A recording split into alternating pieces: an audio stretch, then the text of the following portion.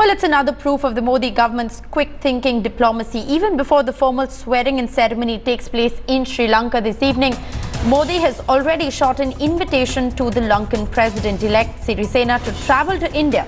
Modi government is moving to ensure that the transition has no impact on ties. Prime Minister has written a letter to Maithripala Sirisena congratulating him on the victory. In his letter, Modi says that he wishes him all the success in building a peaceful and prosperous Sri Lanka on the foundations of genuine and effective reconciliation.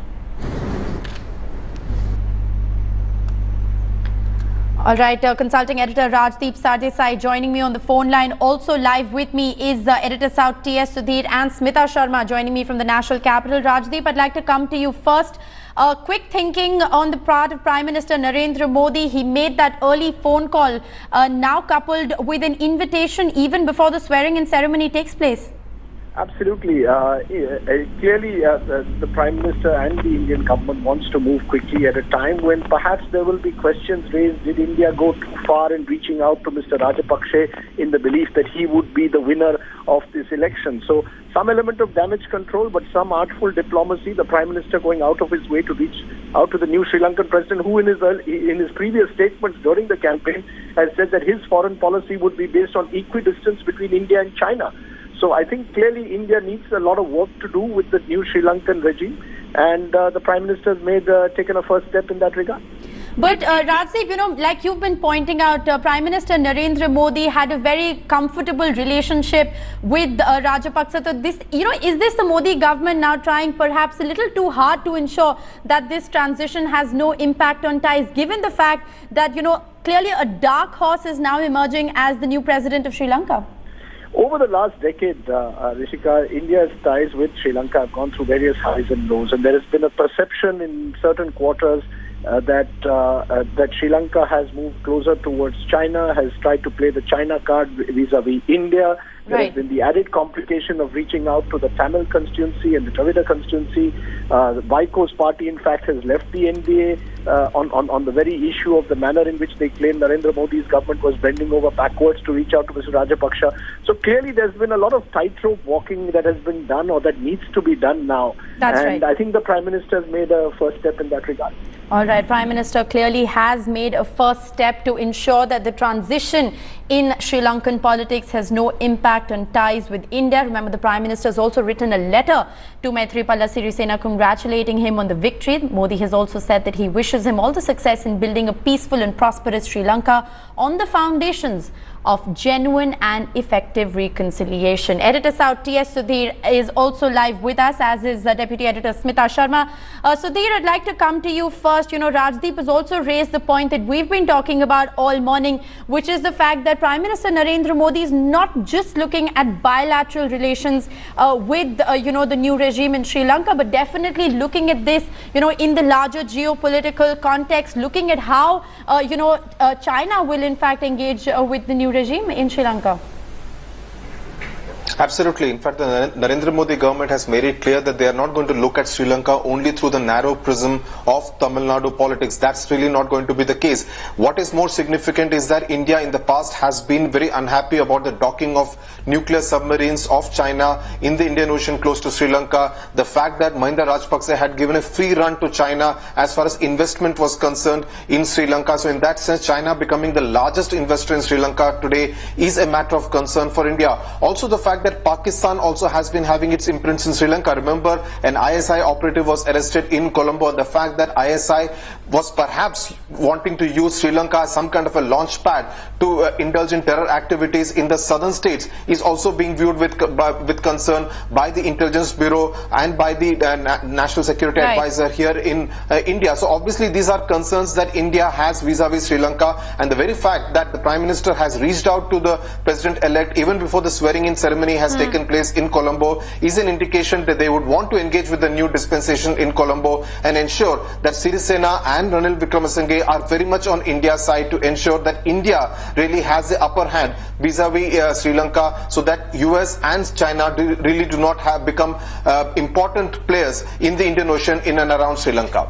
Right, that is of course in the realm, looking at this entire development in the realm of the larger geopolitical question in the Southeast Asian region. You know, Smita, while Prime Minister Narendra Modi has reached out to Sirisena, there is that big swearing-in ceremony taking place this evening. Who is going to be representing India in that swearing-in ceremony? Well, Rishika, it is the Indian envoy Yash Sinha who is in Colombo, who will be attending, in fact, that ceremony 6 o'clock in a few hours in Independence Square. Remember, he was also the man, in fact, who was on that hot seat just a couple of months back, right ahead of these crucial presidential elections in Sri Lanka, when we saw those two fishermen, the Indian fishermen, of course, who were put on death sentence. But after much, in fact, diplomatic initiatives behind the screen, of course, also officially, and Narendra Modi picking up that phone and speaking to Mahinda Rajapaksa personally, that these fishermen were released. Right. Rishika, just coming back to your question, while you might think that Modi and Rajapaksa share similar personality traits, but let's not forget that India-Sri Lanka relationship has been a difficult one. There have been a lot of politically and emotionally sensitive issues at the helm. But having said that, Sri Lanka, India has been Sri Lanka's largest global trading partner. There are some 50,000 housing scheme projects in which India is involved at the moment. We are involved in the reconstruction and restoration of railway lines in Sri Lanka. Right. So clearly there's a lot of economic activity which is also at stake in here. Well, absolutely. Prime Minister Narendra Modi inviting, the new Sri Lankan president-elect is not just about diplomacy, but there is a larger economic question of, bilateral trade ties also between the two countries, as Smita has been pointing out. T.S. Sudhir, Smita Sharma, stay on with me. This really is our big focus story. It is a big upset in the Sri Lankan polls. Many are looking at it like that. Mahinda Rajapaksa has conceded defeat in the presidential elections. The incumbent president, remember, was standing for a third term in office against one of his closest allies, Maithripala Sirisena. Rajapaksa has vacated Temple Trees, his official residence. He has been in power since 2005, but it was a united opposition and, of course, the anti-incumbency factor that defeated Rajapaksa. Interestingly, Rajapaksa faced no opposition until 2 months back, but then Sirisena left the party and has now managed to end his reign. Clearly, the decision to advance elections by almost 2 years has backfired on Rajapaksa. Maithripala Sirisena will be sworn in as the new president of Sri Lanka at 6 p.m. this evening, Lanka time. The ceremony will take place at Independence Square. Ranil Wickremesinghe will be sworn in as the Prime Minister tomorrow. All right, T.S. Sudhir and Smita Sharma are with us. Also joining me from Colombo is senior journalist Padma Rao Sundaraj. I'd like to come to you first and ask you as to, what you really make of the regime change in Sri Lanka. We've been talking about the fact that Prime Minister Narendra Modi has been quick on his feet. He, made a phone call early this morning to the new president-elect, coupled with an invitation even before the swearing-in ceremony is taking place. What are you making of this huge diplomatic outreach by Prime Minister Narendra Modi? Can you hello? Yes, I can hear you. Go ahead. Yes. First of all, please correct my name. My name is Padma Rao Sundarji, not Sundarajan. All right. Secondly, what would you like me to confirm? You'd like me to confirm whether an invitation has been extended and whether it's been received in Colombo. I can't really confirm that the invitation came from the Prime Minister of India. What I can confirm is that I have heard from government sources, different government sources here, that indeed there has been a senior BJP leader, now I don't know who this is, has been asked to convey to the new Sri Lankan President, Mr. Maithripala Sirisena, to the Indian High Commissioner in Sri Lanka, that Mr. Maithripala Sirisena it would be great if he made India the first foreign country or the first regional country that he visits. Right. So in that sense, some sort of an invitation is likely to be extended. I'm not sure whether the origin is the Prime Minister Narendra Modi himself or whether this is a senior BJP leader's idea. All right. Thanks so much for joining us with that update. Padma Rao Sundaraji, they're confirming to us that there has been a BJP leader who has in fact reached out, trying to ensure that the new president-elect's first diplomatic visit out of Sri Lanka is in fact to India. All right, T.S. Sudhir, Smita Sharma also live with us. T.S. Sudhir, I'd like to come to you first. There's a larger point that we've been talking about, which is the devolution of presidency, a promise that was made to in fact, return to Westminster-style parliamentary politics within 100 days. If that happens, then India is in fact not going to be dealing so much with the president, but more, with Ranil Wickremesinghe.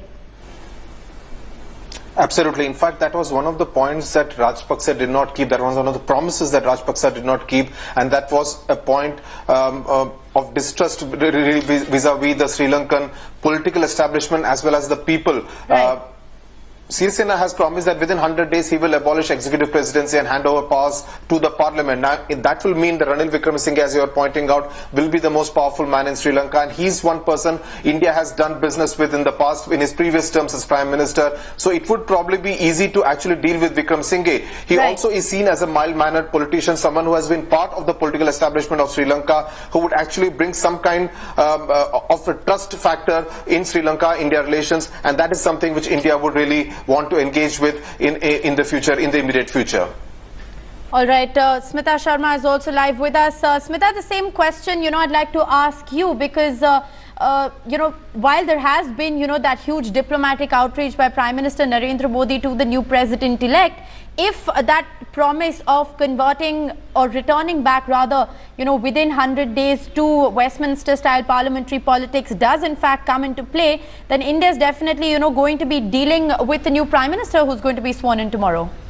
Absolutely, and that would be in fact ideal for all those voters who really came out in Sri Lanka and voted. And in a way, the results of this election has been so humbling. It just goes back to remind you, Rishika, that if you look at South Asia perspective, if you look at the world perspective, be it leaders like Indira Gandhi or Mahinda Rajapaksa, however strong and really, towering these figures might look like, at the end of the day, it's that simple vote that can in fact bring them down. So, Anil, as far as Wickremesinghe is concerned, if I may just add to what Sudhir said, he's also considered a man who is close to the ruling BJP party here in India. So clearly, but this is not going to be an easy thing. 2010, we saw how Rajapaksa really vested in all those powers within his own presidency and thereby started his authoritarian journey. If Sirisena is able to deliver upon this promise, I think he'll go down like a statesman in Sri Lanka's history.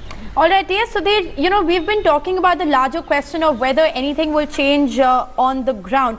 Now, we're given to understand that there is going to be no withdrawal of the army from northern Sri Lanka. What does this, latest regime change, the new politics in Sri Lanka, how is this going to play out with the demand for autonomy that has only been growing? Well, the Tamil National Alliance supported Sirisena because they obviously saw Mahinda Rajapaksa as the bigger villain, someone who had to be defeated. So they decided to sail along with the opposition alliance led by Sirisena. But given the fact that during the election campaign, Sirisena made it very clear that he's not going to withdraw the army. He's not going to let the LTT come back into Sri Lanka, especially in the northern provinces, something which Rajapaksa has been saying that if he's defeated, the LTT will come back to Sri Lanka. Sirisena obviously will not allow anything like that. So much will not change on the ground. And what we are hearing about the former army commander who actually led the army during the LTT operation, Sharad Fonseca, the possibility of him becoming the next defense secretary, is a clear indication that nothing much will really change as far as Colombo's relations with the northern provinces are concerned. And as far as the Tamil minority areas are there, they will really not see much of a change as far as their condition is concerned in Sri Lanka. All right. So, Sudhir raising a very important point there, that nothing much is likely to change in terms of Colombo's relation with, the Tamils in North Sri Lanka.